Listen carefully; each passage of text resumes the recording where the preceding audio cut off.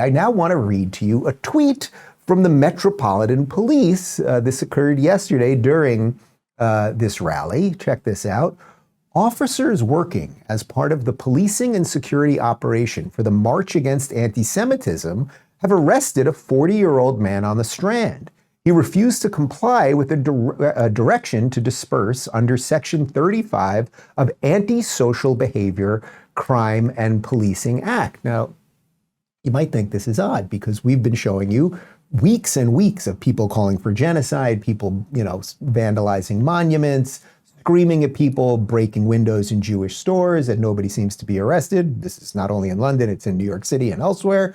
But who could this 40-year-old man be? This is very bizarre. Well, I've got a tweet here from Ian Miles Chong. He said, the London Metropolitan Police have a pre-crime mandate. Just the potential of something to cause offense is enough for them to act, but only when that something happens to be Tommy Robinson.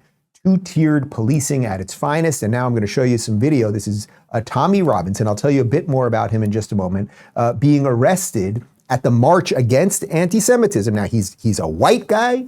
He's British. He has been a defender of the Jewish people, even though people call him alt-right and right-wing maniac and all that. I interviewed him. He was one of the first guys I interviewed on the Rubin Report back in, I think, 2015, if I'm not mistaken. Here he is being, even though he is a supporter of Israel and the Jews, in London doing nothing illegal. They arrested him while he was having breakfast. They literally came up to the restaurant. He was waiting for his breakfast to be delivered to the table. Here they are arresting him at the rally.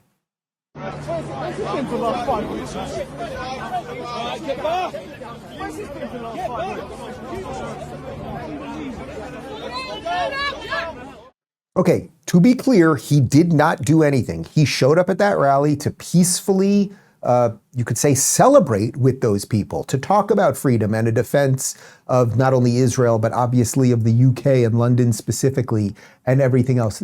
So I like what Ian wrote there, that this is pre-crime. Did you guys see Minority Report? Like, we're starting to enter pre-crime. What was the line there that they said? Can you go back on the prompter for just a second? What was the specific line in that they arrested him for? Under Section 35, there it is. Section 35 of the Anti-Social Behavior, Crime, and Policing Act. Anti-social behavior. I mean, that literally, he was there having breakfast to protest peacefully with those people. Now, how about we do a little compare and contrast? Could we do that? Let's juxtapose some stuff. Here's a video. I think we showed you this one. We have so many of them. Here's a bunch of people screaming crazy lunacy on the streets of London just over the past couple of weeks.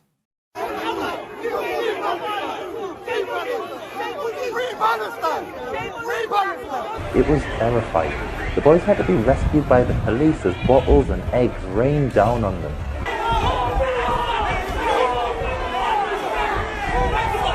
Mohammed Hijab then threatened a police officer that he'd kill the boy's dog if he saw it again.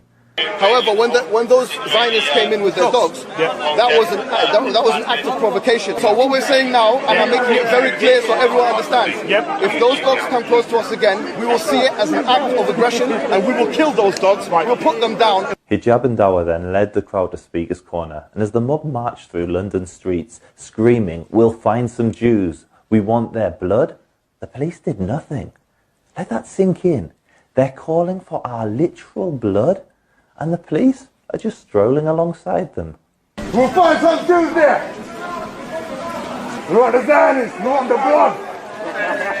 This is the ninth anti-Jewish edition. I think we all know who the good guys and bad guys are here.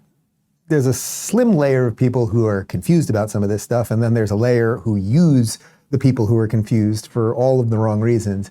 But of course, nobody has been arrested at any of these things. The guy threatening to kill the dog, the people calling for genocide, they're throwing eggs at the cops, they're breaking windows, they're vandalizing monuments.